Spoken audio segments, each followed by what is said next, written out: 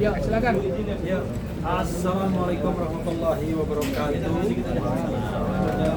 Terima kasih kawan-kawan yang sudah bersedia menunggu untuk mendengarkan putusan yang ya sebenarnya sudah kita duga ya. Cuma memang yang jadi masalah adalah satu nanti akan dilengkapi oleh ahli yang kami hadirkan, Mas Budi. Ini putusannya sebenarnya tidak dapat diterima atau ditolak ya. Karena sama sekali tidak dipertimbangkan pembuktian yang sudah kita lakukan. Ya. Tetapi lagi-lagi mempermasalahkan dua hal. Pertama, timing pengajuan yang katanya menyalahgunakan prosedur. Harusnya rentang waktu pengajuannya itu 7 November ketika Mas Roy ditetapkan sebagai tersangka, juga Dr. Tifa, sampai kemudian berkas dinyatakan P21. P21-nya nggak jelas tanggal berapa. Iya. Tanggal 30 Maret lah. 30 April. Nah, rentang itu. Yang kedua adalah setelah kasus dilimpahkan, maka sesungguhnya tidak boleh lagi mengajukan pra-peradilan. Jadi pendapat hakim adalah bahwa kalau misalnya kasusnya itu sudah dilimpahkan dalam hal ini tanggal 23 Juni dalam kasus konkret Mas Roy dan Dr. Tifa, maka pasca 23 Juni tidak bisa lagi diajukan pra-peradilan. Itu putusan dari hakim. Pendapat ya. Bukan, kita hargai amar putusannya, tetapi pendapat hakim ya, rasio hakim, rasio desidendinya tentu bisa kita persoalkan. Nah, yang patut kita persoalkan itu adalah secara diametral bertentangan dengan pasal 163 ayat 1 huruf G yang berbunyi, biar tidak salah saya bacakan ya. Di sini dikatakan 163 ayat 1 huruf G Undang-Undang Nomor 20 Tahun 2025 tentang Kitab Undang-Undang Hukum Acara Pidana dikatakan bahwa putusan pra-peradilan pada tahap penyidikan tetap dapat dilakukan pemeriksaan pra-peradilan kembali pada tahap pemeriksaan oleh penuntut umum dengan permintaan baru. Artinya, kalau kita bicara yang namanya penyidikan itu, ya kan, selesai, completed, ya, ini dikatakan dalam tahap penuntutan pun masih bisa diajukan pra-peradilan. Bagaimana hakim kemudian berpandangan bahwa time frame mengajukan pra-peradilan itu adalah pada saat seharusnya katanya pada saat ditetapkan sebagai tersangka sampai kemudian selesainya tahap penyidikan. Nah, dalam kasus ini ya hampir tidak ada yang namanya proses di kejaksaan, karena ketika pelimpahan tahap 2 pada tanggal 22 Juni, pada tanggal 23 sudah ada pelimpahan. Bahkan kita sudah mendapatkan pada waktu itu surat dakwaan. Karena itu menurut saya ini patut kita persoalkan dan kita permasalahkan. Ya, mudah-mudahan nanti kita pertimbangkan untuk kita permasalahkan ke Mahkamah Konstitusi. Ya, kita uji pasal 163 Undang-Undang Nomor 20 2025 secara keseluruhan. Sebenarnya bagaimana sih manajemen pra-peradilan ini? Apakah kemudian sebagaimana dikatakan hakim tunggal, dan jangan lupa ini baru putusan ya, kita bisa menganggapnya sebagai jurisprudensi karena antara hakimnya Dr. Tifa dan hakim Mas Roy berbeda. Hakim Dr. Tifa mendasarkan pada SEMA mengatakan NO putusan tidak dapat diterima, gitu ya kemarin ya. Kalau sekarang ditolak, padahal kita mengatakan ditolaknya di mana? Kalau dia mendasarkan pada time frame dan mendasarkan kepada pelimpahan yang guidance-nya adalah SEMA, maka sesungguhnya pokok perkara yang sudah kita periksa itu tidak di-challenge sama sekali. Kita tahu bahwa proses kemarin kita mengajukan 2 ahli, ya, Mas Didit dan ahlinya lagi Pak Rio, dan mereka sama sekali tidak mengajukan baik saksi maupun ahli. Artinya kalau kita bicara tentang kecukupan minimal 2 alat bukti, mereka tidak bisa buktikan. Mereka hanya menyampaikan bukti surat saja, satu jenis alat bukti saja. Sementara kita paling tidak selain surat kita ajukan juga ahli. Nah, karena itu ini saya kira patut kita persoalkan baik ke MK, bisa juga ke KAI barangkali ya. Ini bukan bentuk intimidasi, tetapi ini sekedar mempertanyakan apakah ini governance pra-peradilan itu. Apalagi ada SEMA yang sudah mengguidance bahwa setelah pelimpahan pra-peradilan harus dinyatakan tidak dapat diterima, dan ini merusak independensi judiciary.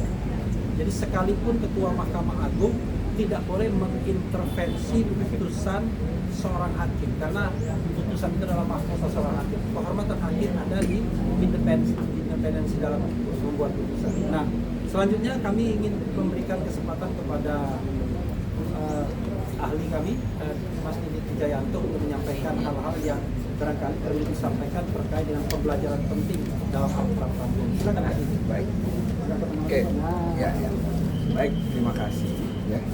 Jadi saya agak kaget juga, ternyata hakim yang di Prapit kita ternyata dia bertahan dengan pendapat dia dan tidak mendasarkan pada SEMA. Karena kita tahu, maaf ngomong, kalau mendasarkan pada SEMA itu akan terlihat sangat lucu, ya, lucu banget, ya kan? Karena apa? SEMA itu tabrakannya udah keras sekali, dan pada akhirnya di poin ketiga, jadi kalau sudah di tahap penuntutan, maka putusannya harus NO, tidak dapat diterima. Jadi kok ada ya Mahkamah Agung mengatur putusan hakim, dan yang nggak tahu putusannya yang di Dr. Tipa ngikutin SEMA itu, lah kan lucu, ya kan? Yang ini separuh ngikutin. Yang ini separuh, dia juga sadar itu lucu banget.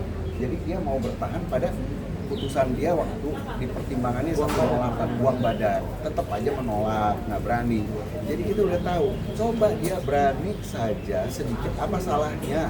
Sudah melalui proses pemeriksaan persidangan, mau dibilang kita mau ngulur-ngulur waktu, mau apapun, ya sudah, pertimbangkan dong, ya kan sudah dilalui, ngapain lagi?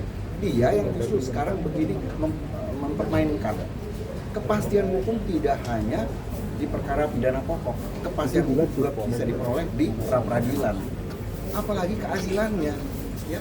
Kita kan melihat putusan ini juga mengatakan demi keadilan berdasarkan Tuhan Maha Esa, bukan demi kepastian hukum. Di sini juga pengadilan, bukan lembaga pemastian hukum, ya. Jadi jelas keadilan yang harus duluan, dan nggak dipertimbangkan sama sekali. Terus dibilang menolak. Katanya juga waktu itu dia bilang nggak ada putusan pra-peradilan yang tidak dapat diterima. Buktinya tetap aja Mahkamah Agung juga menyuruh begitu, dan putusan hakim yang ini sebelumnya yang pada ganti rugi juga tidak dapat diterima. Jadi kan udah rancu namanya pertimbangan hukumnya, pendapat hukumnya. Ya, saya menyayangkan ini pembuktian bahwa azas negara hukum sudah dilanggar. Ini adalah azas negara kekuasaan. Mau-maunya kekuasaan kalau memutus, ya. Sayang. Ya tadi seperti Bang Refli bilang, mungkin kita perlu kita uji pasal 163. Kalau sudah baca penjelasannya adalah cukup jelas, jadi nggak boleh ditafsir-tafsirkan. Kalau tadi ditafsirkan, itu nggak boleh. Tadi saya dengar, ya, ditafsirkan pasal 163 ayat 1 ditafsirkan bahwa ini harusnya sebelum jadi terdakwa. Kalau jadi terdakwa itu maksudnya belum, karena belum dibacakan surat dakwaan, kecuali sudah dibacakan, ya. Nah itu poin penting sekali, dan tidak boleh ditafsirkan karena dia tidak bisa menafsirkan 163 ayat 1 karena sudah cukup jelas, ya. Demikian saya cukup, ya, terima kasih. Oke, jadi gini ya, biar kita paham, tidak. Jadi gini, apa yang kita mohonkan ini adalah mostly soal upaya paksa. Upaya paksa itu ada 9 jenis, bisa dilihat di pasal 89, pasal 8, dan kemudian yang paling penting adalah pasal 163. Kalau kita baca pasal 163 itu sesungguhnya tidak ada yang seperti dikatakan oleh hakim, ya. Pasal 163 ayat 1 kita bacakan biar kita fair, ya. Acara pemeriksaan pra-peradilan ditentukan sebagai berikut. Dalam jangka waktu 3 hari terhitung sejak permintaan diterima, hakim yang ditunjuk menetapkan hari sidang. Oke, selama ini sudah dipatuhi. Kita setelah kita mendaftarkan, itu biasanya hari sidang 3 hari kita sudah tahu hari sidang. Dalam memeriksa dan memutus permohonan sebagaimana dimaksud dalam pasal 160 sampai dan pasal 162, hakim mendengar keterangan baik dari tersangka atau advokatnya, keluarga tersangka, pihak yang berkepentingan, penyidik atau penuntut umum. Ini sudah dilakukan ya. Kemudian pemeriksaan sebagaimana dimaksud dalam huruf B dilakukan secara cepat dan dalam jangka waktu paling lama 7 hari terhitung sejak permohonan dibacakan, hakim harus sudah menjatuhkan putusannya. Kita tahu bahwa 7 hari dalam prakteknya jadi 7 hari kerja, ya, bukan 7 hari juga ya. Padahal harusnya 7 hari ya, 7 hari kalender. Tapi sudahlah, kita terima ini sebagai sebuah 7 hari kerja. Karena penjelasannya cukup jelas, Om. Dalam keadaan termohon tidak hadir sebanyak 2 kali persidangan, pemeriksaan pra peradilan tetap dilanjutkan dan termohon dianggap melepaskan hak. Tidak hanya termohon tapi juga turut termohon, ya, diartikan. Dan kita tahu bahwa sidang ini dilanjutkan tanpa kehadiran turut termohon dalam sidang sebelumnya, yang ketiga. Jadi sudah ada presidennya, sudah benar. Selama pemeriksaan sebagaimana dimaksud dalam huruf C belum selesai, pemeriksaan pokok perkara di pengadilan tidak dapat diselenggarakan. Sudah dihormati, baik Dr. Iva maupun Mas Roy sudah dihormati haknya untuk mengajukan pra peradilan. Tetapi yang jadi masalah adalah pasal ini ditafsirkan bahwa ketika sudah dilimpahkan, maka kalau ada pra peradilan harus diputus dengan NU atau dinyatakan tidak dapat diterima. Artinya, secara teoritis permohonan kami kelima yang sudah kami ajukan ganti rugi, kami perbaiki, ada turut termohonnya Menteri Keuangan, itu potensial untuk dinyatakan tidak dapat diterima dong jadinya. Padahal itu adalah upaya lanjutan setelah penangkapan, penahanan dan sebelumnya penggeledahan itu dikabulkan permohonannya. Jadi ada masalah di situ. Kemudian F, dalam hal putusan pra peradilan menetapkan upaya paksa yang dilakukan oleh penyidik dan atau penuntut umum dinyatakan tidak sah, hal lain yang terkait dengan upaya paksa tersebut agar dilakukan pemulihan dalam jangka waktu paling lama 3 hari setelah putusan pengadilan. Ini terpisah, ya. Tapi kami tidak mengajukan rehabilitasi, ya.